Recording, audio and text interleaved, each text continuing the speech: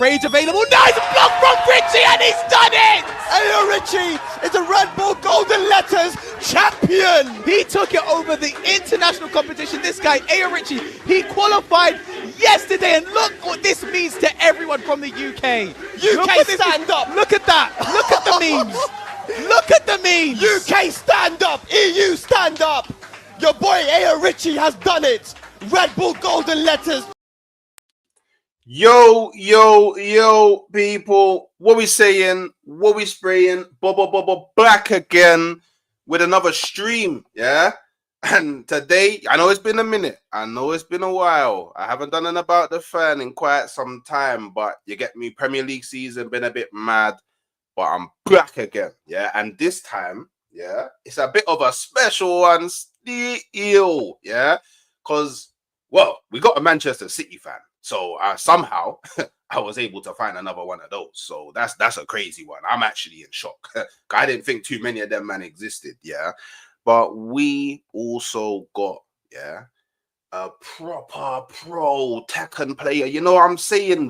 Lord of the Leo. Yeah. He's been badding man up around the scene. Yeah. AO Richie, those of you that are into fighting games, and more specifically Tekken, you should know who he is. And if you don't, you're living under a rock. But look, before we get into any of that, yeah, hit the like button, yeah? Let's try and get as many people inside the building as possible, yeah? Make sure you're subscribing to the channel, but make sure you're also going and showing AO Richie some love as well.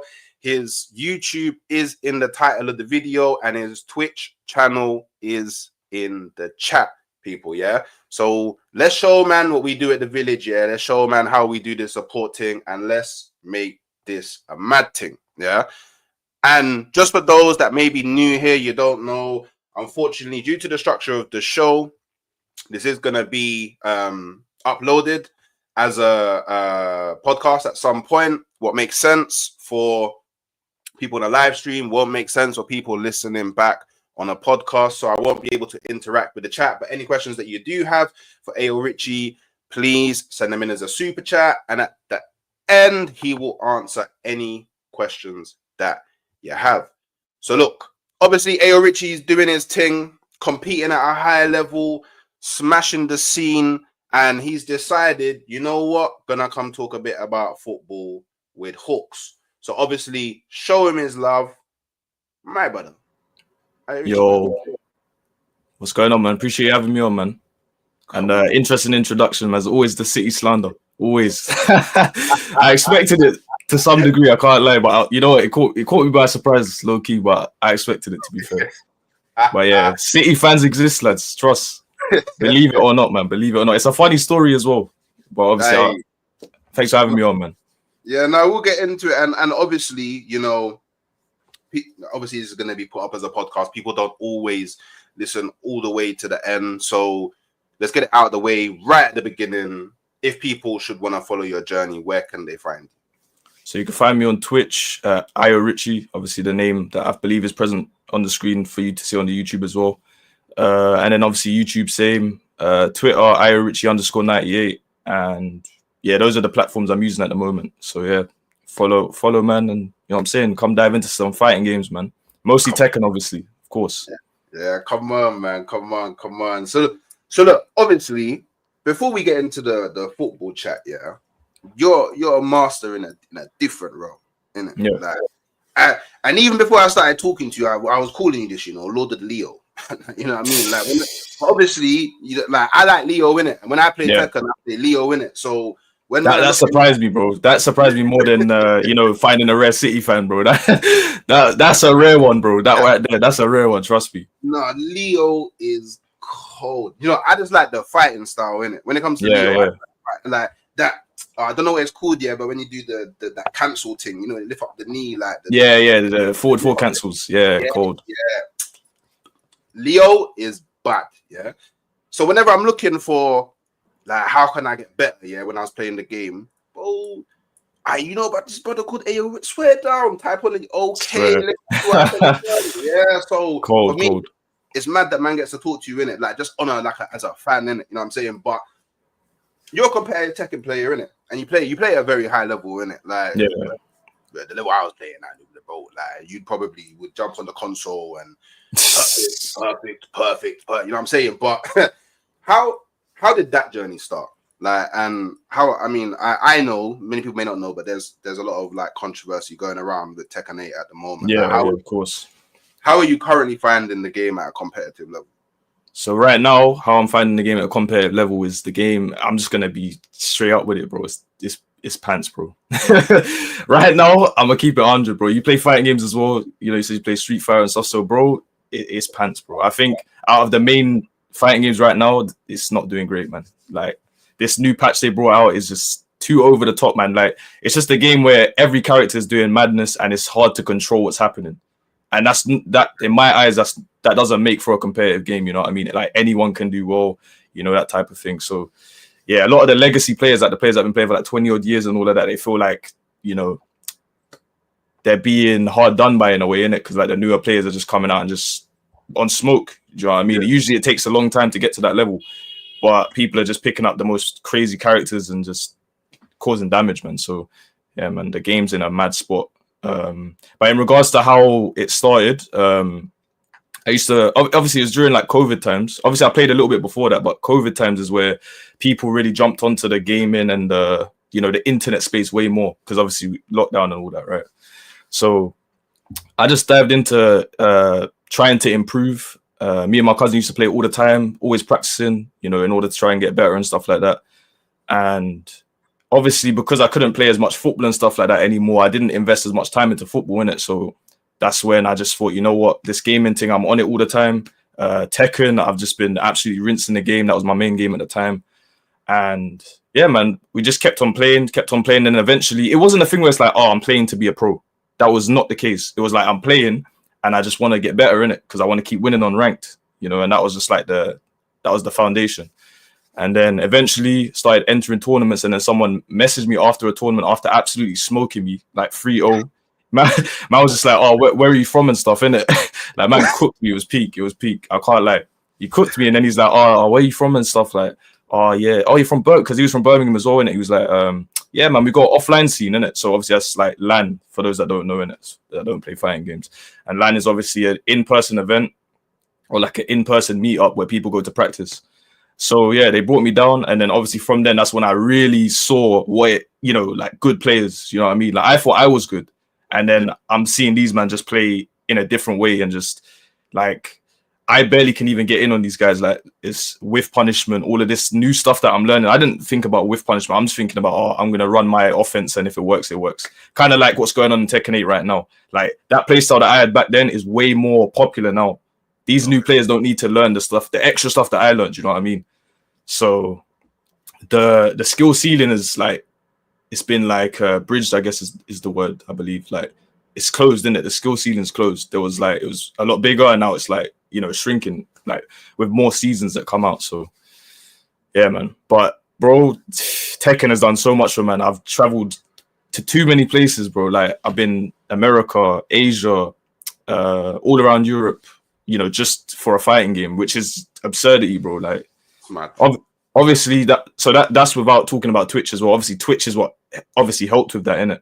Because you do your donation drives and things like that, like your community that you eventually build up, if you do things the right way, or if you get lucky, they will support those types of things, innit? So I was able to go to these places because of things like that, and then obviously had a sponsor as well, so that obviously contributed.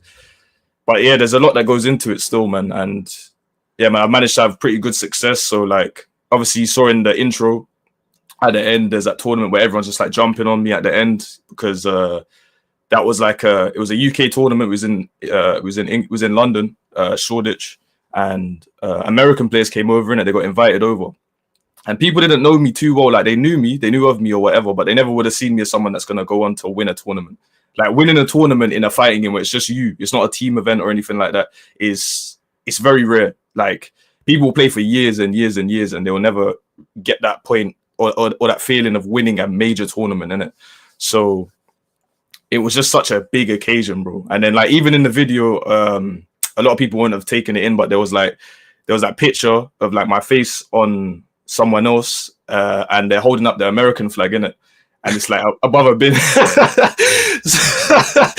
so basically, the law behind that, what came of that was like, because I won, it then drove like Europe versus America. Like that win was was a catalyst to make Europe versus America happen, innit? Like they done a 10v10, and it was like the most spoken about event in Tekken, like in my opinion. Like people just absolutely loved the event. Sadly, I couldn't go because of COVID and things like that. But yeah, man, it just, that one tournament just done so much for the scene, it feels like. So, and for me myself, what it done for me, bro, I had Red Bull like representatives in my yard, fam, like shooting, bro. It was so mad, bro. I haven't spoken about it too much really, because I'll be honest, like it's really hard to take in everything that happens along the way. But like I had Red Bull representatives in my yard, like setting up with like all their special tech that they got, and just we're shooting the video to promote the next Golden Letters, so the sequel of the first Golden Letters, which I managed to obviously win. Yeah, they're in my yard recording. They got me like drinking Red Bulls on video and stuff like that, bro. It was mad. It was so mad. But like, that's a joy. Yeah, I think that's one of those things where it's like, I'm a firm believer that hard work never betrays you, innit? Like, and I think that's like a perfect example of like you going through the grind and then maybe not reaching like the pinnacle, because obviously you probably got so many more goals you want to hit, probably so many other things to win, but you got a little bit of that taste of like what it's like to be one of them, man, that when you was probably learning the game and training and figuring out, okay, where am I going with the second thing, that's where I want to be, kind of, probably made you feel like, okay, man's, I'm in the realm now, like, you know what I mean? Yeah, 100%. I've walked my foot through the door now, because there's a lot of men that are cold at fighting games, because I've been to that VSF and I've seen men that are cold at fighting games, but they don't make it to that point because obviously there's the mental element. I'm pretty sure that for me, Yeah, of course. I always tell people like it's the mental element when it comes to like fighting, and it's the same with football as well. Like the mental element plays such a big part in it because it's like, yeah, you can have all the talent. Yeah, you can. In your case, you can learn like all of your matchups. You can learn like I guess your best like moves for certain scenarios, but to actually apply that in such a heated like environment, a heated moment when like sometimes there's hella eyes just on you, and like obviously you're going up against my man and all his people are chanting like bro. Like to shut all of that out. It's a battle, man. It really is. And because I've traveled and been to so many different places as well, like sometimes you have to play against people in their own country, innit? And then they got their whole, fans behind them, and then it's like when you lose, it's like it feels intensified, you know what I mean? It's like extra. But then when you win, you feel like, yeah, you know what I mean? Like these men are all gassing it, but you know what I'm saying? Their boy lost or got sent home or, any of that. So you feel a bit more confident. You kind of ride the wave in it. You ride the momentum in it. And that's what I love about competing in it. Like at first you feel a bit nervous. And then like once you get a few wins on the board, or like if you beat a player you didn't think he was going to beat, because you get to look at the bracket beforehand, innit? So you kind of see who's in your path. So if you like do something you didn't expect to do, at that point it's kind of like, okay, cool. At this point, I'm happy. Maybe you might get complacent, but like at the same time that can propel you to go on and win the tournament. You know what I mean? So it's crazy how it happens. But yeah, man, like dealing with like American fans, cheering for their guy behind you, because the thing is, it's right behind you as well, innit? So it's like you're playing on the same screen sometimes. It's not always like head to head. Do you know what I mean? So sometimes like you're playing next to someone, obviously on the one screen, and then everyone's just behind you, got their phones out, recording. You could like see people in the corner of your eye, and like that can distract you and stuff like that. So you really just have to stay locked in. But yeah, man, I feel like it does kind of like these two worlds do kind of I just think competing in general, like football, Tekken, like anything that you're doing, as long as it's competitive, like they always share similarities when it comes to competing, man. That's what I think, man. Even playing football, everything, man. That's what I was gonna. Joy, I was actually gonna ask that. Like, do you think that like obviously moving more into being competitive in Tekken and being put into like unfamiliar places, like obviously you've traveled to like foreign countries that you probably never been to before, and all the customs are different, the way people interact are different, the cultures are different. Like, I don't know if you've ever drawn the comparison, but did it give you like kind of like competing in those environments with having that kind of intensity around you? Like, did it give you any sort of greater respect to like what football players have to go through? Because like obviously when football players are on the pitch and like they got thousands of people in the stadium, some of them actually a stone's throw away from them, chanting this, that, and the other. Like, did it help you kind of, okay, I've got a new level of respect for these men that are competing at that level now because of what I've gone through? Yeah, 100%. I think when you play online and stuff like that, or like when you're watching it, it's easy to say certain things, and it's like it's easy to be like, this guy could have done this, why is he not doing this, that, and the other. But when you're in that predicament and you're the guy who needs to perform, it definitely it changes. Like there's people that are like bedroom champions is what they get called, innit? It sounds kind of mad, innit? But like, fam, man are sitting in their room, in their comfort zone, playing optimally, doing their best and all of that. But like, or like, let's say for instance, your Sunday league, you're playing Sunday league in football, and you're just playing out of your mind, and then all of a sudden you've got this cup match. You're traveling to like Scotland or something for it, and then you go up there, you have to deal with all of the extra noise, the Scottish fans, and as you said, throwing stuff at people and chanting crazy things, and you have to take that all on board, and that will take you out of your comfort zone, and then it's like now you understand why players might not play to their certain level and things like that. So yeah, when you put yourself in that environment, or bro, when you travel so far, like across the world, like trying to compete and represent your region in like America or Thailand or wherever it is just like once you lose, you're out and you have to hold it. So like if you don't give a good account for yourself or like your region, you could come back and people can start like not rating you. You know what I mean? They'll start, and it's like you've just spent all that money to go abroad and all of that, and you got nothing to show for it. Sometimes that's just how it goes, isn't it? So there's a lot of pressure. There's a lot of pressure with competing, man. And you know, trying to like block that out is a big skill. Definitely a big skill. So yeah, man, it's crazy competing and just traveling and just doing all the extra stuff. I think if you're just playing in your home and stuff like that, you get an experience, but it's not the same. It really isn't. So yeah, there are some people that can hack it though. There's some people that will, you know, turn that into like it will boost them. Some people it will boost, some people it will affect. But yeah, it's definitely a mental battle. So yeah, man. But people should do it, man. People should travel. People should, you know, put themselves in these uncomfortable situations because it's only going to make them better in the end. You know what I mean? Being able to deal with those pressure situations. So 100%, man. 100%. All right, cool. So, all right, when I do these shows, I like to do like a little what if, kind of scenario in it. So, because obviously I found a good little connection with you in it. So, obviously, there's a bit of ball in Tekken in it. Man may not know this in it. Tekken ball. You get me? It's like a little mini game that they run. You know what I'm saying? So, man said Tekken ball. So there is a couple ballers in the game. You know what I mean? There's a couple ballers in the Tekken game. You know what I'm saying? So the Manchester City board, want you to build a fantasy team. Right. So who is making your first 11 built purely of Tekken players and why? Sorry, Tekken characters and why? So first 11 of Tekken players. Characters. The characters in the Tekken game. Characters, raw. 11 of Tekken characters. Hey, that's jokes. Oh my days. Okay. I feel like I'll be able to fly through this one. To be fair, you know, it's obviously not something I thought about, but like just based off of like character archetypes, how they're built and stuff like that. Man, I'm saying Eddie in the 10. Hey, that's jokes. Big up Connor. Nah, that's funny. That is funny. All right, so what formation we running? Let's run. We'll do a 4-2-3-1 in it. 4-2-3-1. So, all right, let me just run this down. So, in goal, we're gonna start with Jack 8. Obviously, bro, come on, man, big robot. Like, you know what I'm saying, fam? That's a no-brainer. That's a no-brainer to me. Across the back line. Let me think about this. And this is based off Tekken 8's roster, yeah.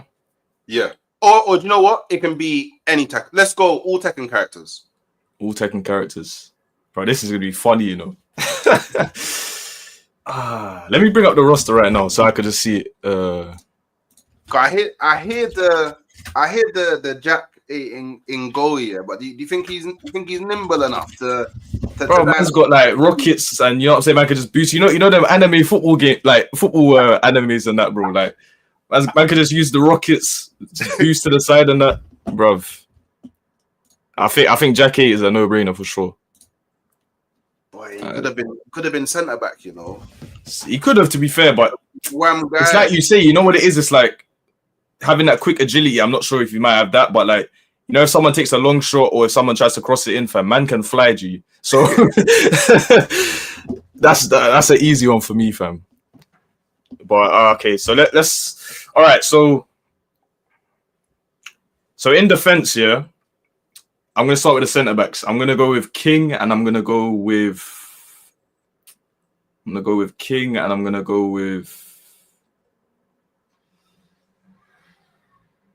Kuma. So okay. Kuma, obviously the bear, and King being the, you know, Jaguar, very fast. And he's quite a defensive character nowadays. Like he's got like this, you know, muscle armor thing. So like if the ball's ever, you know, coming in at a fast pace, man can just do his little sorry, excuse my language, but can do his little growl thing, and then like just, you know, easy chest control. You know what I'm saying? So that's how I'm looking at it. He'll be able to shield the ball. People won't really be able to get near him. He's quite, you know, quite wham as well. He's quite bolo. So. And then obviously Kuma, man, that's a big bear, bro. I don't know how you're getting around the bear, fam. You know what I mean? That's like Virgil van Dijk in the Tekken world, fam. So winning his jewels, man. He's definitely winning his jewels. That's what I mean. Defensively. I don't know about on the ball, but bro, imagine running at a bear. 1v1. Yeah, safe. I'm not trying to take on that 1v1, bro. I'll keep it 100, man. Fullback, we're gonna need a more, you know, agile, you know, technical character. So I'm thinking, right back we're gonna have Raven, and like I think when it comes to moving about on the screen and just obviously man can teleport and things like that, but I don't think that really translates to football. Maybe, but yeah, this guy's got like clones, and in anime where man just drop the clones, and bro, imagine trying to run at a fullback and you're seeing more than one of him, fam. You know what I'm saying? Like, which way do you go, fam? Which way do you go? It's mad. He could fully baz you into thinking that he's gonna invert and overlap at the same time. This is what I'm saying. This is exactly, bro. Imagine man's making a run and you're tracking the run, like you're tracking that run, like they're gonna play it down the line. And then all of a sudden, man just, goes the other way inside. You can't see that clone. Like, you're seeing the clone run along. Like, you're getting bamboozled. And then, boom. You know what I'm saying? They just play that, like, in between the centre-back and the full-back. Yeah, safe. Safe, yeah. So, Raven at full-back. Yoshimitsu on the other side, left-back. So, Yoshimitsu, to those that don't know, this is probably the most agile character. This guy's spinning away from basically every attack that comes at him and avoiding homing moves. So to those that don't know what that means, a homing move is like a move that tracks like 360 in it, but he's somehow spinning away from those. Don't ask me how. You know what I'm saying? So man is just like defeating the object of trying to fight, like trying to do that close combat because you're trying to keep him in check and you can't. So it's kind of like he's running at you, or you're running at him, and you're not going to be able to, pin him down and get past him because he will just track every move, with the spin. So I think that's another no-brainer. And then as we get further up the pitch, this is where it gets a bit harder, to be honest. I feel like defense, I've been able to give a good... Actually, you know what? Okay, wait, for wingers, yeah, left mid and right mid. Lars Alexanderson, right mid. Crazy. Yeah, you know what Lars is on already. The zip, zip, zip. Like, man's electric... Bro, man's got electricity, bro. He's like the closest thing to a Pokemon, bro. Like, this brother's got electric sparks flying off him every time he attacks, every time he moves. So, come on, bro. If you got electricity on the wing, that's a no-brainer. That's a no-brainer. So, on the other side, we're going to go with Dragunov. Dragunov, very aggressive character in the Tekken world. Forever doing running moves, and running relates to football very well. You have to be running if you're on the wing. So what it is. That winger that's always running. Yeah, you make them go up and down. Yeah, just like that's what I'm saying, bro. Them tired, them tired wingers that are just run ragged by their coach, bro. It's just like, listen, you're playing left back and left wing at the same time. You got to keep going up and down, up and down, up and down. So luckily he's not in a free back in it, so you get some rest. But yeah, Dragunov on the other side, and then. As Connor said, number 10 will have Eddie. Eddie Gordo just, bro, you know what he's on already, man. Spinneroonies. You know what I'm saying? Capoeira. Getting down low, flipping capoeira, bro. Capoeira, just bare movement involved in it. So having a number 10 that is forever moving, whether they're in a free roll or whatever, that's always good for the number 10 position, I feel like. So yeah, Eddie in the number 10. Up front, we're going to go with Horang. Like, come on, bro. Horang, Taekwondo, bare kicks. Man even has an overhead kick attack in Tekken. Man is overhead kicking people, bro. Can you imagine the power that man can generate to a football? Do you know what I'm saying? Like, man are going to whip in crosses. Man just, yeah, boom, overhead kick. So, yeah. He would actually, man. Horang up top. And then, obviously, the two DMs, we're going to have Steve. And we're gonna have Brian, Steve and Brian. Brian. Nobody's Cyborg in the middle of the park. It's that double pivot's mad, This is what I'm saying, bro. Like, you got Steve Fox. Like, he's a character that has basically like every kind of stance that you would want to see in it. Like, the guy weaves. He's got like this peekaboo stance where he's kind of like just shielded, like so in a defensive position, and then he's got this thing called flicker where it's kind of like when you got like your arm on the striker and you're going up for a header and then you kind of like bait him and then you move back, win that header. So I can see Steve doing that already with flicker stance and all of that, just getting that little yard off his either 10 or striker or whoever he's up against, and just making that work. And then obviously being very nimble because he's a boxer. So, you know, he's going to have a lot of fitness. You need an engine in the middle of the park, like a Verratti or them man there that just don't stop running. Kante, you know, so, and then you got obviously Brian, you know, cyborg, powerful. He could be like a Yaya Toure, you know, he might not be like, he's techie, but it's weird, isn't it? Like, you don't understand how he's so techie. You get me? Like, man just seems like some like brute force guy, but like, man is technical. Like, yeah. Hey, Yaya Brian, man, I hear it. Yaya Brian. That's a good start. Hey, but you know what? We have to talk about a little bit of the fraudulence because a certain somebody didn't make the starting 11, and I'm quite. Oh, my main. Yeah, your main did. That's the gaffer, fam. That's the gaffer. Hey, that's the gaffer, fam. That's either the gaffer or the water boy, bro. I don't know, blood. Hey, Leo ain't getting on no pitch, fam. Leo ain't getting on no pitch. I'll keep it 100, bro. You know what I'm saying? Leo can do the karate thing. You know, the yellow belt, black belt, blue belt, all of that. Can do the karate thing, but I don't know about the football thing, fam. Oh man! All right, cool. Well, people, yeah. I don't know if it's been done before, but let's just say it's the first ever Tekken, first 100%. Sponsored by Manchester City. Hey, Manchester City, ever see this? I know Ronaldo. He's currently patterning up his thing in the fighting game. Maybe Fatal Fury, fam. Yeah, you know what I'm saying. So, all right, cool. All right, look, so. Hey, start telling me a bit about your journey as a Manchester City fan, innit? Like, how did it start? You know, why did you choose Manchester City? And I guess across like your journey as like a Manchester City fan, has there ever been like a moment where you kind of like questioned the decision that you made to become a Manchester City fan? Okay, so this story I've told many times because obviously, you know, that question, why do you support Man City, comes up every time I mention Man City, innit? So the way this begun, so obviously as early as I've known, I've always been into football, obviously, innit? But I did not support City from the beginning. It has to be said. And obviously that sounds fraudulent, but basically, so the way it was like in my household, obviously, you'd have my dad that supported Spurs. You'd have my older brother that supports Arsenal.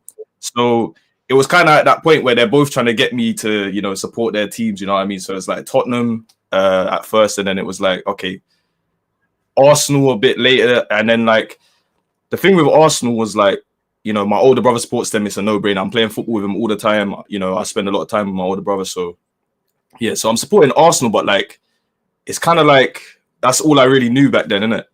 Yeah. And then I remember we was watching the final, Barcelona Arsenal, and it was just it was a sad occasion. I can't lie, it was a sad occasion. All I remember is tears.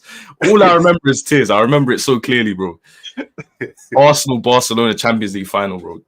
Dark.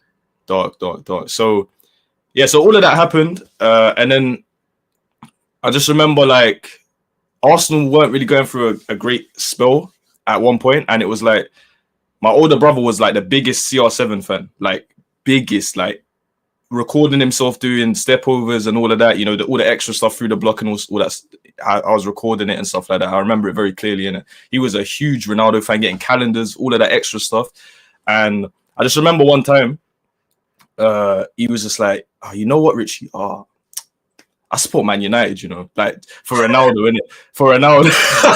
He was like, I support Man United for Ronaldo. And I was just thinking at the time, I was like, raw. Man's really like switching teams. This is crazy. Like, but I was just thinking, I can't go to Man United. I was just like, it's gonna have to be a rival thing. And this is literally the story. Man United, Manchester City. It sounds so childish, and it is. I was young in it, but like, it was like cool. Man's going to support United for Ronaldo. I'm like, safe. Manchester City. Now we're rivals. You know what I'm saying? It's kind of like that older brother, younger brother rivalry in a sense. And it's just like, you're gonna support them, safe. I'm supporting the ops. You know what I'm saying? So we kind of left Arsenal behind. He left Arsenal behind temporarily, innit? He wasn't really too serious about that decision because he went back to Arsenal, innit? He was just like, nah, Arsenal through and through, whatever. But like, I just stuck out with Man City, innit? So from that moment, you know, the skies just, bro, I don't know what happened to Man City, but bro, you know what I'm saying? Football changed forever, bro. I don't know what happened, but City just the money came in, the players came in, and yeah, man, the rest is history with Manchester City. I got another moment, obviously, while being a City fan, that was just the craziest moment. I remember it so well, and it was obviously so the City QPR game, yeah. So this is like the biggest moment in City's like history, bro. This moment was so mad. And the funny thing about it, and I'm gonna sound like a fraud again, but I wasn't actually watching the game at the time, and this was because I don't remember the exact reason why I wasn't watching the game, but I just remember I was playing a game with my brethren, innit? And these men are like to me, you're losing 2-0 to QPR. I was in shock, bro. I was in disbelief. I was like, you know what? Bundle the games. I'm going to watch the game right now. Boom. Slapped on the game about, I think, like 60th minute or 70th minute or something like that. And that, bro, I've never like screamed my house down for football, bro. Like screamed my house down for football, bro. It was the craziest thing I've ever seen. That match, you know, the Aguero, bro.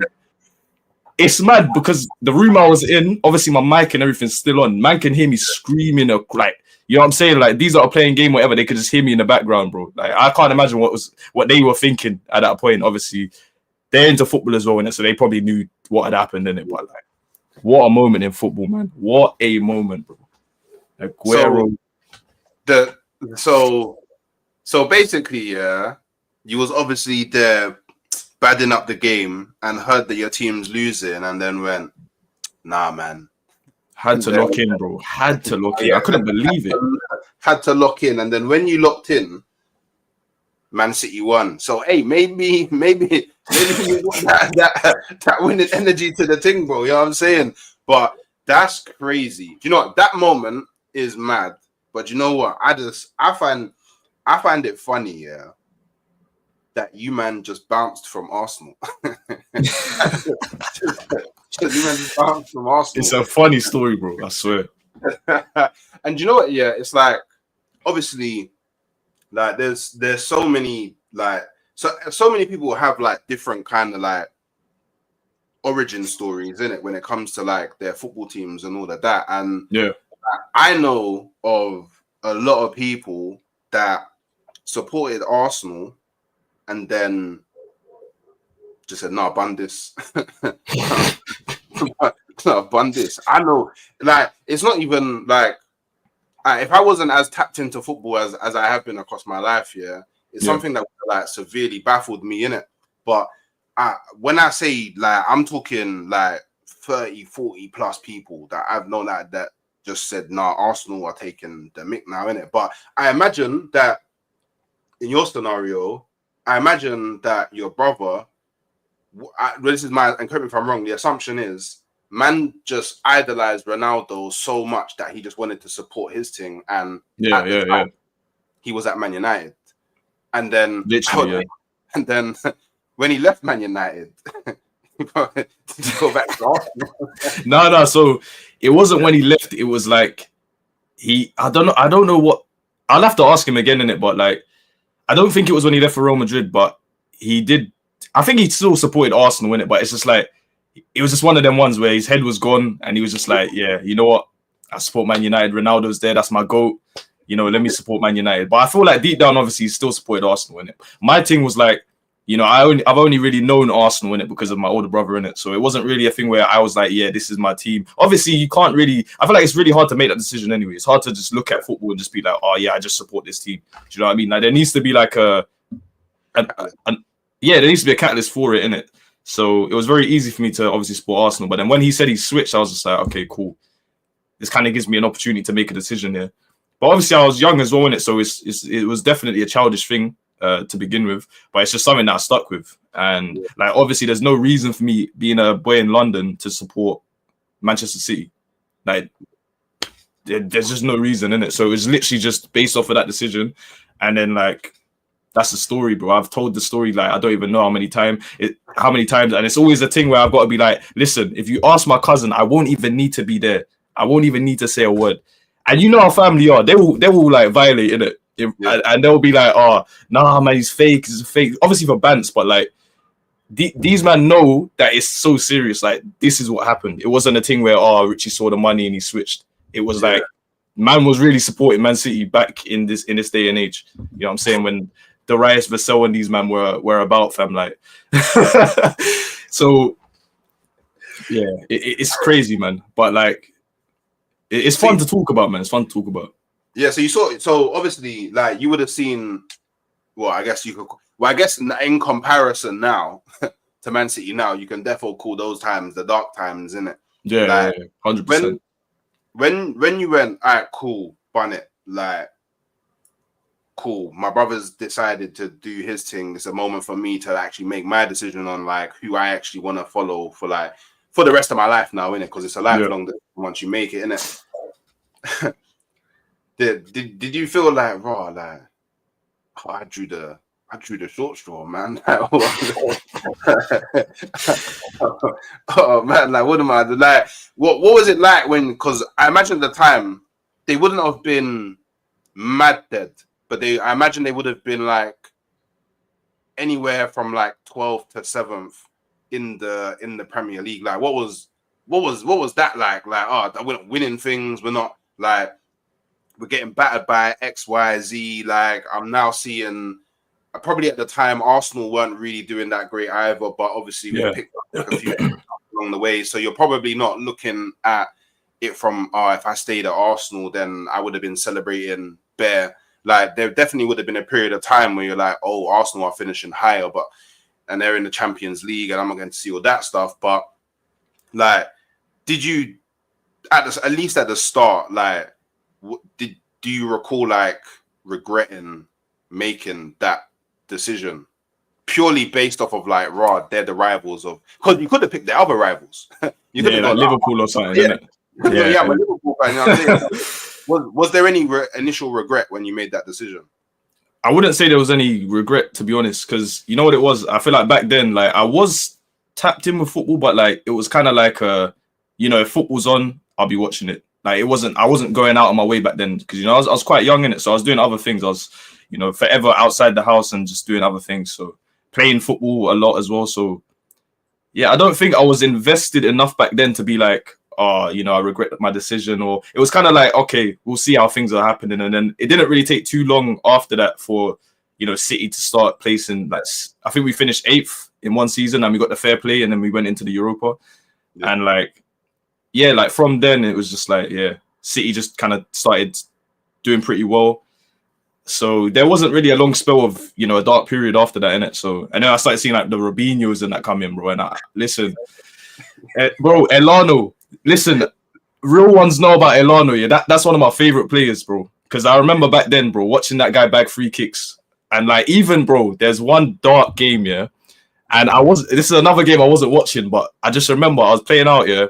And my brother must have come home and he's like, oh, Richie, what's going on, fam?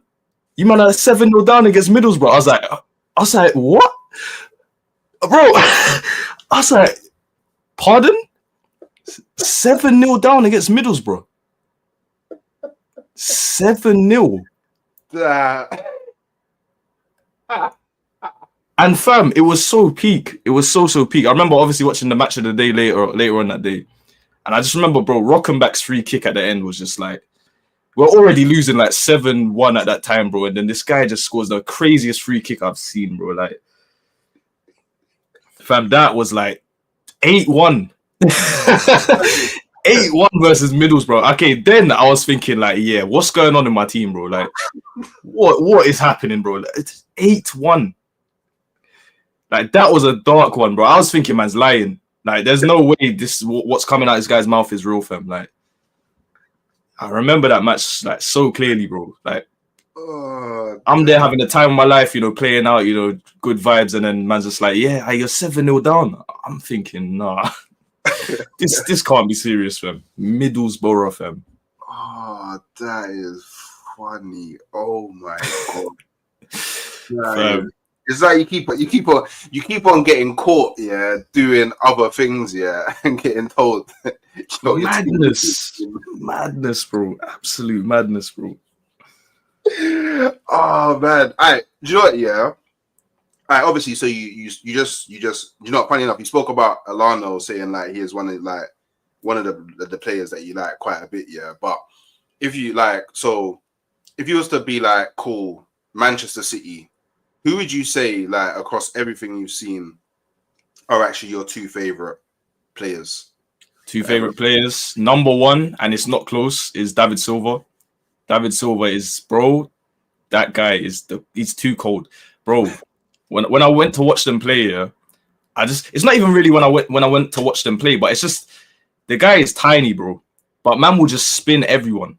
Like it's so mad to watch. Like if you're really like locked in, you know, as someone that plays football and you just see what man's doing on the pitch, how man gets around players, like just does a little like pass and then spins off man, and bro, it's so mad to see. It's so mad to see. Obviously, I'm not a person that plays in this position, but it made me think like if I play in this position, you know, I would love to try and, you know, play like that. Like that's so sick. Do you know what I mean? So yeah, David Silva, bro, just so technically insane, bro. Absolutely insane, bro.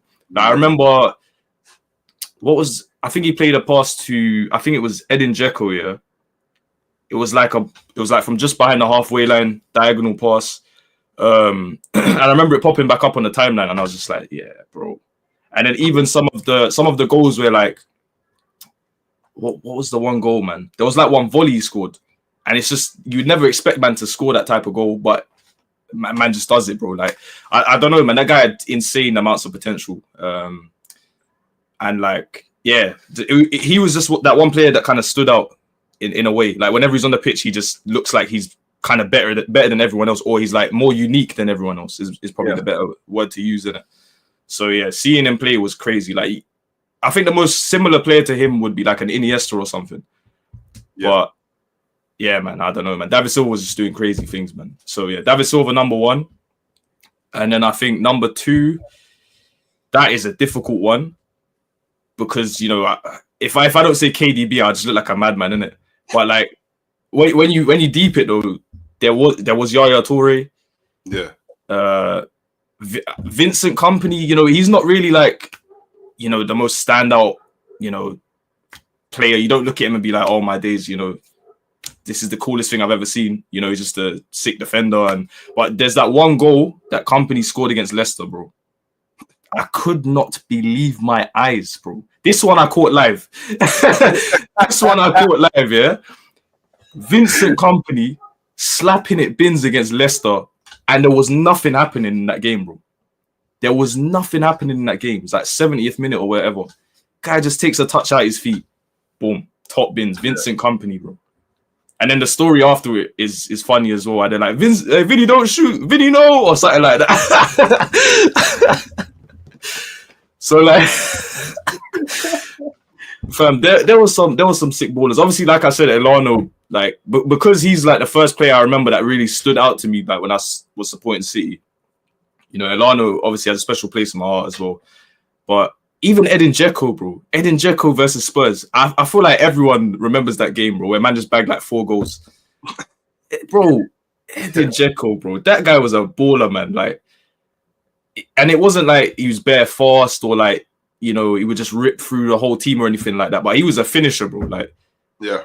And he did have that kind of like touch and then finish type of goal in him. And I don't know, man. I feel like if that Dzeko played in like today's City, I don't know how many goals that guy would have been scoring. But you know who's an honourable mention as well? Fernandinho. Yeah. Fernandinho. Because he mentioned De Jong, Nigel De Jong, yeah. But Fernandinho, I think that guy, when he was playing in his prime, was like closest thing to Kante, bro. Like he was serious, bro. And he would put in a shift at centre-back as well. But yeah, let me decide on the second one. I think I will have to go with KDB just because of what he's done, man. Like that guy, both-footed, free kicks, long shots, any goal you want, any type of pass you want. I think his range of passing is the best I've ever seen. His range of passing. Ever seen. Like, man will just do any, like, bro, I can't even explain it, bro. His passes are like shots, but they're like so perfect. Like, they're so perfect. Like, all you have to do as the person receiving the ball is just swing a leg, you're probably scoring. Yeah, like that's literally it. Homing. His passes are homing. Like wherever you want the ball goes. Like like for me personally, KDB is one of the few players that when I've watched him and I'm watching the build up, I'm going, okay, yeah, that person's gonna need the ball here, and every time, that's Boom. exactly where the ball went every single time. Like, and it's not even just like passing it in. It's not even about making a crazy pass to the person. It's like if the person's running, it's like the pass is dropped right in the perfect position for them to pick up on the run to carry on going and make their way through and get the goal. Like this brother gave Sterling his career, bro. Like the amount of times, yeah. I hear it, bro. That link up is mad still. Like, nah, KDB is defo, like, cause obviously he's leaving this season, you know, and I think he definitely should be considered as one of the greats in the Premier League, at least by my. I would judge him as so. But you know what? All right, so I'm gonna pose you with a second question. Yeah. Cool. So, would you rather, yeah, keep Kevin De Bruyne, but he goes back to his prime, or Kevin De Bruyne leaves end of the season, and in the summer transfer window, you get to bring back David Silva in his prime? Keep Kevin De Bruyne in his prime, or bring back David Silva in his prime, but Kevin De Bruyne leaves. I feel like David Silva and De Bruyne played together quite a bit, so maybe seeing David Silva in his prime without Kevin De Bruyne on the pitch could look different. Yeah. So I feel like David Silva done what he needed to for the club. You know what I'm saying? But KDB, he even said it himself. He feels like he's still got it in him, innit? So like, I feel like it would keep Kevin De Bruyne, man. Keep Kevin De Bruyne for sure. Yeah, because I feel like if Kevin De Bruyne leaves and David Silva stays, I still feel like Kevin De Bruyne is more of that player that helps the team, like it in the long run. Like, I don't know, with his range of passing. Yeah, I think even as much as I love David Silva, it has to be Kevin De Bruyne. I mean, just for the state of the team overall. So yeah. Okay. Nah, fair. That's fair. I didn't even think about, because obviously David Silva's a baller, and obviously he's balled out of places without Kevin De Bruyne. But I guess more specific, I guess who would now? Yeah, your mid currently. Well, at least currently, I don't think. Well, Rodri coming. Rodri coming back is kind of big. Yeah. Well, Rodri and prime David Silva playing in the same midfield, you know, might be. That's safe. I'd love to see that actually. I'd love to see that still. Yeah, that would be a nice little link up there. Still, nah. But yeah, what are your like overall thoughts on like Kevin De Bruyne leaving this season? Like, are you cool with it? Did you want him to stay? Like, do you feel like maybe he's come to like the end of his career and like the injuries have just killed off his legs, and maybe is the like? What's your stance on Kevin De Bruyne leaving? You know what it is. Obviously, with how football is at the moment and like the Premier League, I don't know. I feel like Manchester City, like the team that we saw, like I don't know, like when we first won the league, and then like a few leagues after that, it's like a new team in it. It's like a new team now in it. So I feel like losing another player, you know, like KDB, I don't know, man. Because like you got the new players like Haaland and all of that, but like they don't really, you know what I'm saying? I don't really have that love for them yet. Do you know what I mean? Like, cool, they are who they are and stuff, but like obviously when I was really invested with watching Man City and stuff like that, that was, you know, quite a few, you know, years ago. And obviously when I dived into the gaming stuff, I'm not following as closely now, but like, yeah, I feel like losing KDB would just it'd be tough. It's tough to take still. It's tough to take because it's just another player from when I, you know, as I know my team, you know, success, winning and all of that. It's another player that's leaving, innit? So yeah, a lot of the new players are coming through and I don't really have that attachment to those newer players, innit? So yeah, man, it's a new phase, I guess, for Man City, innit? So yeah, we're gonna have to live with it. But yeah, I would like to see him maybe play one more season. That would be pretty sick still. Okay. And I don't know how locked in you've been in this season, but it's arguably the worst season that you've had Horrible. in years. Horrible season, man. What, like, I don't even feel like I could ask anyone the question of, like, did it shock you? Because it shocked. I think it shocked everybody. Like, Big yeah, shock. like, don't get me wrong, a lot of your players were coming to, like, the latter part of their careers, and then you could argue maybe you should have invested a bit more in the summer to bring in more players to keep things fresh, and maybe that's an L. But I just feel like by at least the standards that Manchester City have set over the last, I don't know, 10 years, like the cliff you man have fallen off is crazy. Like, so do you think, yeah, that you guys will still make Champions League? Because that's how mad the question is.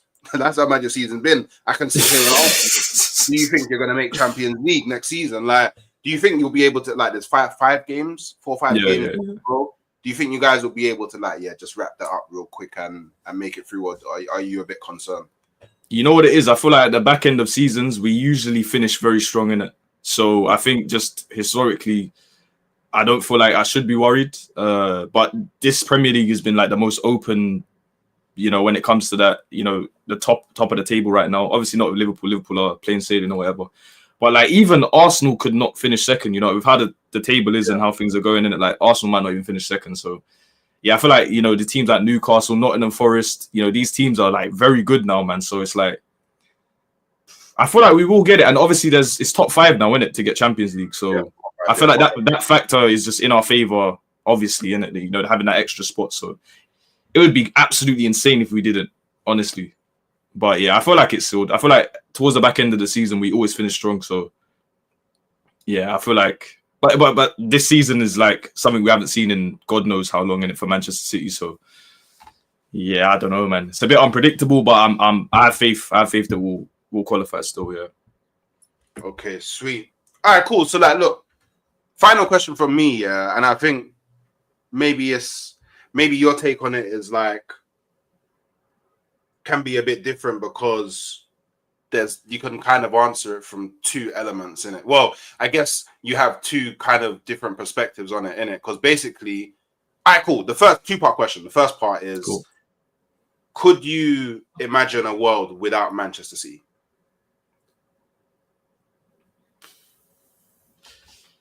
I mean, it would be fortunate for me to say yes.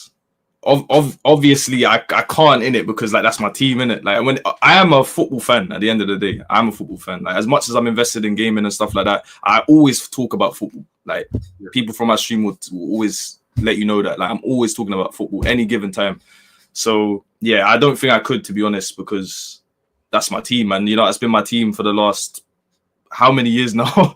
Like it's crazy, bro. Like I've been locked in. Obviously, I'm not as locked in right now because, you know, obviously, you know, other commitments and things like that.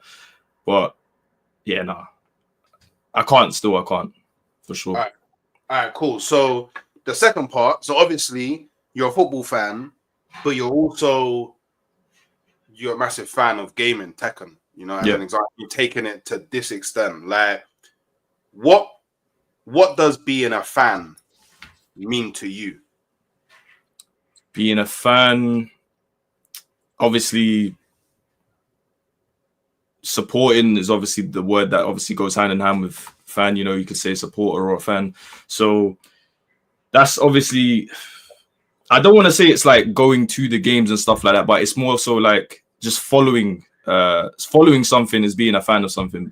Obviously, you can follow something and not support it at the same time, but I feel like just following it and just keeping up with everything that, you know, the thing you're supporting is like offering, you know what I mean? Like whether it's like watching games or I don't know, they might have some behind the scenes stuff. You know, just doing the extra stuff is what I feel like is being a fan, you know, instead of just like, oh yeah, I support this team, but you know, I don't know the new players. I don't know, you know what I mean? That's not really supporting, and supporting is, it could be, you know, donating to a cause or something, you know what I mean? Like, let's say if someone you support in like the Tekken world or fighting game, or they want to go to like an event or something like that, you know, you could maybe, you know, drop a donation or shout out their thing when they go live, things like that.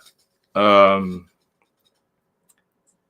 I think mostly being a fan is talking about, you know, what you're supporting with people, or bigging them up in it in every room, you know, that type of thing. So someone you're supporting, you're gonna big them up in it. You're not gonna, like, let's say for instance someone's talking rubbish about your team or your friend or something like that, you know, you're not gonna just sit in there and just allow that to happen in it. You're gonna be like, yo, what's going on? Like, why are you being like this? Da, da, da, da. You know, you're gonna support your friend and you're gonna support your team. Yeah. So I think something along them lines, in it, something along them lines. Yeah, I'd say that's how I see a fan. Just being like, just defending and just, you know, sticking up for people, sticking up for your team and stuff like that. So yeah, that's what I'd say. Sweet. Well, love for coming through, bro. I enjoyed the conversation. I hope you did, and I hope It was lit, bro. It was lit. Yeah, no, it was, and I hope all the people that, you know, are watching now and then watch back on playback enjoy the conversation as well. Just make sure you're doing a few things for me on the way out. Make sure you're liking the video on the way out. Make sure you're subscribing to my channel, but also going over and supporting AO Richie on his YouTube. That is in the title. And go and search him up on Twitch as well and support his journey becoming mad cold at Tekken, you know what I'm saying? But as you know, just quickly, is there anything that you're doing that's coming up? Like, is there anything that you're entering? Is there anything that you're going to be taking part in? Is there anything, like, I guess, kind of big going on for you at the moment that it would be interesting for people to kind of, oh yeah, I want to go check that out? Yeah. So currently, I wouldn't say right this second that there's like too much happening because of how Tekken is at the moment. But I have like certain things like in the works, you know, things I'm thinking about, you know, bringing to the Tekken scene and stuff like that. But yeah, no, nothing really coming up too soon. If there's any like fighting game fans that are like from the same area as me, I am like a part of like a local community now. So like we run Tekken and Street Fighter in Warsaw. So if anyone's like in the West Midlands and they want to come down and see what it's about, or, you know, just get involved or anything like that, you know what I'm saying, they can come down. It's like so from this Thursday every 2 weeks basically, in it. So yeah, shout outs to BC Foundry. So they're who I've like collaborated with, and you know, we stream it on my channel. It's good exposure, I feel like. So yeah, if people are into fighting games, Street Fighter, Tekken, and then also they do like Third Strike and stuff like that. So some like old legacy games, you know, they can come down and, you know, meet some new people, and then obviously, like I said, get involved in the game. So yeah, man. Sweet. All right, cool. Well, check that all out, and yeah, man, I guess I'll catch you next time. Come on. Take it easy, everyone, man.